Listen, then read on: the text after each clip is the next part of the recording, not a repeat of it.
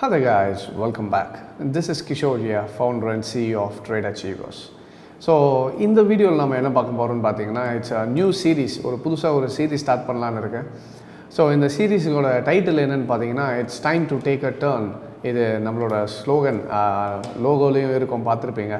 இது என்னென்னா இதோட மோட்டிவ் என்னென்னு பார்த்தீங்கன்னா என்னோடய லைஃப்பில் it took a turn. So அதே மாதிரி எல்லாரோட லைஃப்லேயும் there should be a turning point அப்படின்றது தான். ஸோ அதில் எப்படி நம்ம ஒரு ஃபினான்ஷியல் ஃப்ரீடம், ஒரு ஃபினான்ஷியல் சக்ஸஸ் நம்ம எப்படி லைஃப்பில் அட்டைன் பண்ணலாம், அண்ட் அதுக்கு என்னென்ன முறைகள்லாம் இருக்குது, அதுக்கு என்னென்ன வழிகள் நம்ம எடுக்கணும், அதில் நம்ம என்னென்ன பண்ணக்கூடிய விஷயங்கள் இருக்குது, எங்கே தப்பு பண்ணிகிட்ருக்கோம், எதை கொஞ்சம் சரியாக பண்ணணும். ஸோ இதெல்லாம் நிறைய இதில் விஷயத்தை டிஸ்கஸ் பண்ணலான்னு இருக்கேன் நான். அண்ட் முக்கியமாக பார்த்தீங்கன்னா நான் இப்போ தான் காலேஜ் படிக்கிறேன், இப்போ தான் நான் ஸ்டூடெண்ட். நான் எப்படி இன்வெஸ்ட் பண்ணலாம், என்னோடய லைஃப் ஸ்டைல் நான் எப்படி கரெக்டாக கொண்டு போகலாம், இல்லை நான் ஆல்ரெடி எனக்கு 30 years ஆகிடுச்சு, நான் ஒர்க் பண்ணிகிட்ருக்கேன், ஆனால் எனக்கு ஒரு இன்கம் எக்ஸ்ட்ரா எதுவுமே இல்லை, நான் என்ன பண்ணலாம், இல்லை ஆல்ரெடி நான் 40 years ஆகிடுச்சு, இப்போ இதுக்கப்புறம் நான் எதாவது பண்ண முடியுமா. ஸோ இதை பற்றின ஒரு பெரிய சீரியஸாக இது நிறைய விஷயத்தில் பேசலான்னு இருக்கேன். ஏன்னா நிறைய பேர் கேட்டுகிட்டு வருதுங்க, சார் நான் எப்படி இன்வெஸ்ட் பண்ணலாம், இன்வெஸ்ட்மெண்ட் மட்டும் இல்லாமல் எப்படி எக்ஸ்பென்ஸ் இது பண்ணுறது, இல்லை நான் எப்படி ப்ராப்பராக என்னோடய போர்ட்ஃபோலியோ மேனேஜ் பண்ணுறது, இந்த மாதிரி நிறைய கேள்விகளுக்கு இந்த வீடியோ சீரீஸ் மூலிமா நிறைய ஆன்சர்ஸ் கொடுக்க போகிறேன். ஸோ அதை தான் இதில் பார்க்க போகிறோம். இப்போ உள்ளே போகலாம்.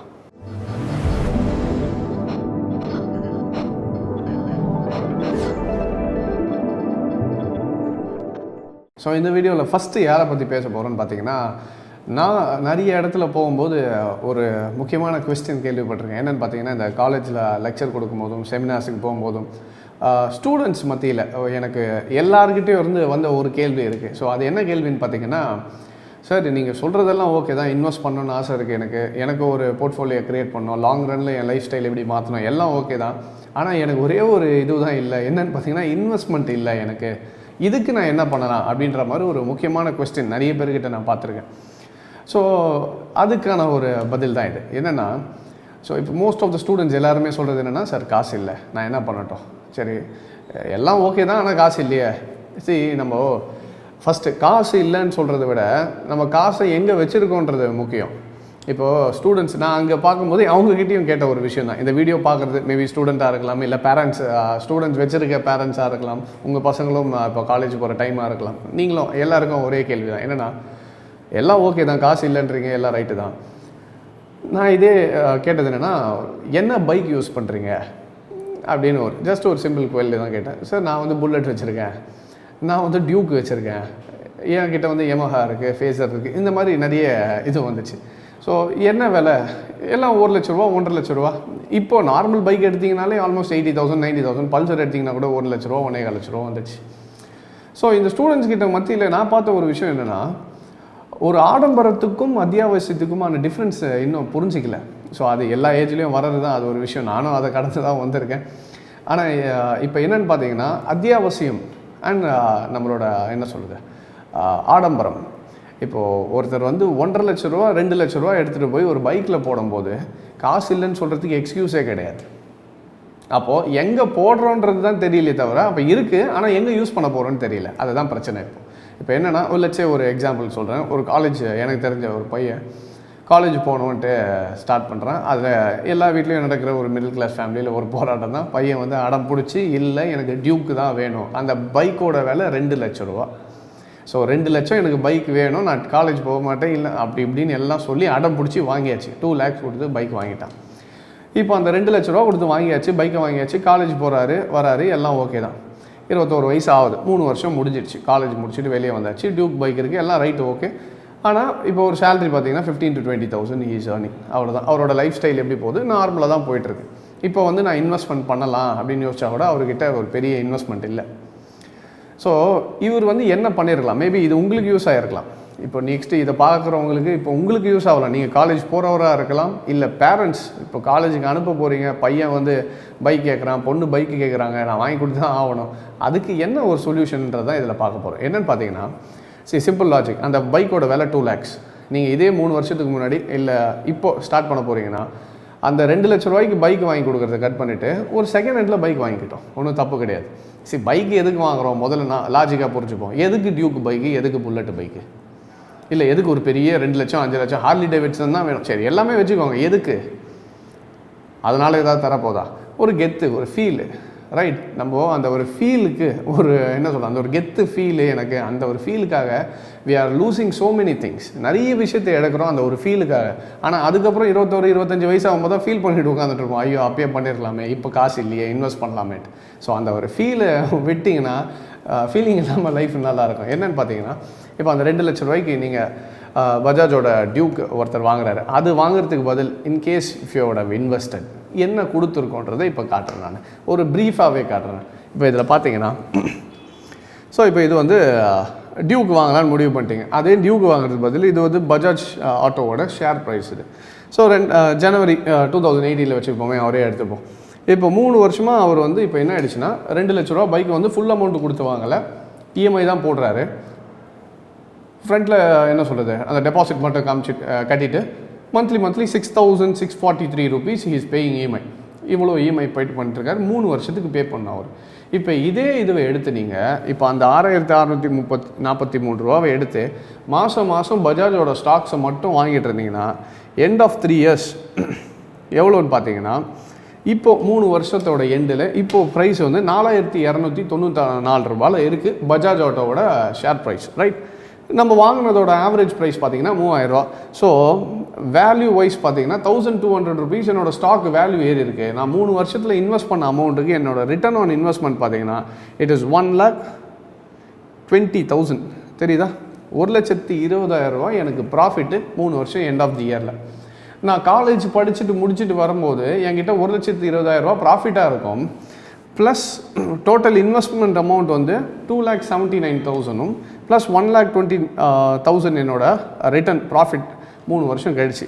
ஓவராலாக எனக்கு இதில் இல்லாமல் டிவிடெண்ட்டும் நடுவில் கொடுத்துருக்கு. டிவிடெண்ட் எல்லாம் சேர்த்து நெட் ப்ராஃபிட் வந்து 1,31,000 ரூபாய் எனக்கு ப்ராஃபிட்டு. ஸோ என்னோடய டோட்டல் இப்போ கேபிட்டல் எவ்வளோ இருக்குது? At the end of 3 years என்னோடய கேபிட்டல் வந்து 4,10,000.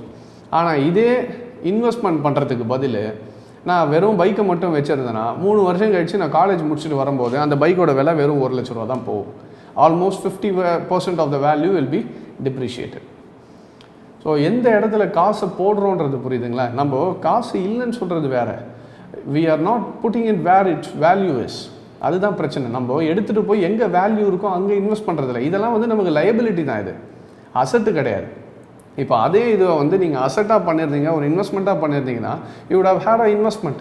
இப்போ ஒன்றும் இல்லை, சிம்பிள். அவர் அந்த 2 லட்ச ரூபா பைக் வாங்குறதுக்கு பதில் இன்வெஸ்ட்மெண்ட் பண்ணிவிட்டு ஒரு தெளிவாக ஐடியா பண்ணி பைக் வாங்க வேணான்னு சொல்ல, சார் அதுக்கு இன்னும் பஸ்ஸில் போக சொல்லிங்களா அப்படிலாம் சொல்லலை. பைக் வாங்குங்க, தப்பு கிடையாது. எடுத்த உடனே அவ்வளோ பெரிய அமௌண்ட்டு கொடுத்து பைக் வாங்குறதுக்கு பதில் ஒரு செகண்ட்ஸில் பைக் வாங்கிக்கோங்க. பைக்கு எதுக்கு? போயிட்டு வர்றதுக்கு தானே. போயிட்டு வர்றதுக்கு தெளிவாக முடிவெடுத்து நான் வெறும் போகிறதுக்கு வர்றது தான் எனக்கு பைக்னா செகண்ட்ஸில் ஒரு நார்மல் பைக் போதும். ஒரு 25,000 30,000 கொடுத்தீங்கன்னா டீசென்ட் பைக் கிடைக்கும், காலேஜுக்கு போயிட்டு வரலாம். ஆனால் உங்களோட இன்வெஸ்ட்மெண்ட் என்ன ஆகிட்டு இருக்கு? இப்போ சைட் பை சைடில் இஎம்ஐ கட்டுற காசுக்கு இப்போ என்ன வாங்கிட்டு இருக்கீங்க? ஷேரை வாங்கிட்டு இருக்கீங்க. 3 வருஷம் எண்ட் ஆஃப் தி இயரில் 3 வருஷம் முடிச்சுட்டு வெளியும் போது கையில் 4 லட்ச ரூபா கையில் இருக்குது. இப்போ உங்களோட பிளான் பண்ணலாமா இன்வெஸ்ட்மெண்ட் பிளானு? ஸோ இது வந்து நிறைய வீடியோஸில் பார்க்க போகிறோம். அந்த ஒரு இப்போ 4 lakhs மட்டும் இல்லாமல் எப்படியெல்லாம் அந்த ஒரு என்ன சொல்கிறது எடுத்த காசை வந்து எங்கே இன்வெஸ்ட் பண்ணலாம், அது மியூச்சுவல் ஃபண்டாக இருக்கட்டும், இல்லை ஸ்டாக்ஸாக இருக்கட்டும், பாண்ட்ஸாக இருக்கட்டும், இல்லை டிஃப்ரெண்ட் கோல்டாக இருக்கட்டும், கோல்டு பாண்ட்ஸாக இருக்கட்டும், எதில் இன்வெஸ்ட் பண்ணலான்றது நிறைய விஷயம் பார்க்க போகிறோம். இப்போ என்னென்னா காசு இல்லைன்றது ஜஸ்ட் ஒரு என்ன சொல்கிறது நம்ம கையில் இருக்கிற ஒரு டூல் மாதிரி எடுத்துட்டாங்க ஸ்டூடெண்ட்ஸ் எல்லாம். ஸோ காசு இல்லைன்னு கிடையாது, இருக்கிற காசு நீங்கள் எங்கே போய் போட்டு வச்சுருக்கீங்கன்றது தான் விஷயம். ஸோ இப்போ ஒருத்தர் வந்து பைக்கில் இன்வெஸ்ட் பண்ண மாட்டார், சில பேருக்கு மொபைலில். இப்போ என்னென்னா எனக்கு வந்து சாதா மொபைல் வேணாம், நான் வாங்கினா 1 லட்ச ரூபா மொபைல் தான் எனக்கு வேணும், அடம் முடிச்சு வாங்குவாங்க. அந்த 1 லட்ச ரூபா மொபைலு திருப்பி விற்றிங்கன்னா 20,000 தான் போகும். இதுதான் ஃபேக்ட்டு. இந்த தப்பு நான் கூட பண்ணியிருக்கேன். ஐஃபோன் வச்சுருந்தேன், எடுத்துகிட்டு போயிட்டு விற்கலான்னு போனால் 25,000 ரூபாய்க்கு தான் கேட்டாங்க 1.5 yearsல. ஸோ ஆல்மோஸ்ட் 75% அதோட வேல்யூ என்ன இல்லை, ஒன்றுமே இல்லைன்ட்டாங்க. ஸோ இதெல்லாம் வந்து நமக்கு ஒரு அசட்டே கிடையாது, it's just a liability. So நான் பண்ண தப்பை நீங்களும் பண்ணாதீங்க. ஸோ இந்த டைமில் வந்து we can take a turn, we can make a change. எனக்கு ஒரு சின்ன ஸ்டோரி ஞாபகம் வந்துச்சு, இது எங்கே கேள்விப்பட்டேன்னு தெரியல. ஒரு இடத்துல என்ன சொல்லியிருந்தாங்கன்னா, ஒருத்தவங்க போய் இன்டர்வியூ எடுக்கிறாங்களாம். ஒரு டாக்டர் போய் கேட்குறாங்க, இந்த மாதிரி சார் நீங்கள் ஒரு BMW வாங்கணுன்னா எத்தனை வருஷம் ஆகும்? அப்போது அந்த டாக்டர் சொன்னாராம், எனக்கு மினிமம் ஒரு 5 to 6 years ஆகும். அப்படியா, சரி ஓகே. அடுத்த இன்ஜினியர்கிட்ட போய் கேட்டாங்களாம், சார் நீங்கள் ஒரு BMW வாங்குறதுக்கு எத்தனை வருஷம் ஆகும்? அவர் இல்லை எனக்கு எப்படி பார்த்தோன்னா ஒரு 10 வருஷம் ஆகிடும்.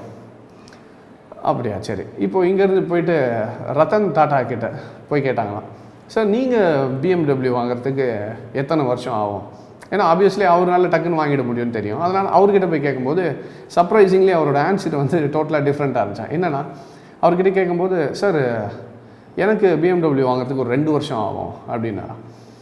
ஸோ அப்போது எல்லாருமே ஆச்சரியப்பட்டாங்களா, ஏன் 2 வருஷமா சார்? உங்ககிட்ட காரச்சுக்கு நீங்கள் எப்போ வேணால் வாங்கலாமே. இல்லை, BMW கம்பெனி ரொம்ப பெரிய கம்பெனி, நான் அதை வாங்குறதுக்கு எனக்கு 2 வருஷம்னாச்சு ஆகும். ஸோ அவரோட மைண்ட் செட் எப்படி இருக்குன்றத அதை சொல்கிறதுக்கு தான் வந்தேன் நான். என்னென்னா ஒரு நார்மல் பர்சன்னு ஒரு BMW காரை தான் பார்க்குறோமே தவிர, அதுவே பிஸ்னஸ் பெர்ஸ்பெக்டிவில் அவர் பார்க்குறது எப்படின்னா அந்த காரோட வேலையை பார்க்கல, அவர் மொத்த கம்பெனியோட வேலையை பார்க்குறாரு. So thinking out of the box. ஒரு கேள்வியிலையும் பதில் எந்த மாதிரி கொடுக்கலான்றதும் வித்தியாசம் இருக்குது. So the thing is try to think out of the box. ஒரு டியூக் வச்சுருக்கேன், புல்லட் வச்சுருக்கேன், பெரிய பல்சர் வச்சுருக்கேன், இதெல்லாம் என்னென்னா you're just coming in to a box. எது வச்சுருந்தா நான் வந்து கெத்து, நான் வந்து கொஞ்சம் என்ன சொல்கிறது, ஐ எம் அ பாஷ், நான் வந்து கொஞ்சம் என்ன சொல்கிறது, ஐ எம் ரிச், அதெல்லாம் ஒன்றுமே கிடையாது. இதுதான் ஃபேக்ட். இப்போ டியூக் வச்சுருக்க ரிச்சுன்னு கொஞ்சம் ஃபீல் பண்ணுவார். 4 ஃப்ரெண்ட்ஸு மத்தியிலே டியூக் வச்சுருக்கான், பெரிய ஆள் அவன். அதே எடுத்துகிட்டு போய் இன்னொருத்தன் வந்து பெரிய காரில் வந்து நின்னா இது ஒன்றுமே பெருசாக தெரியாது.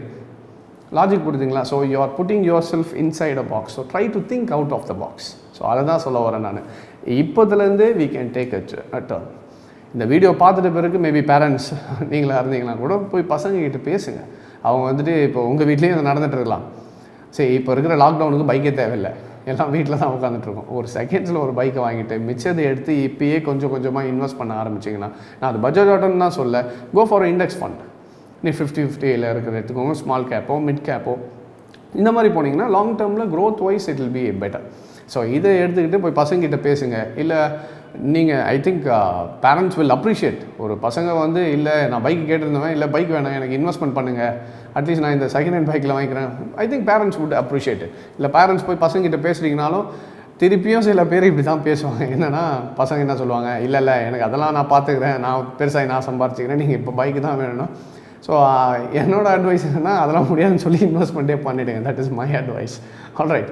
ஸோ தெளிவாக முடிவெடுங்க and start creating your wealth.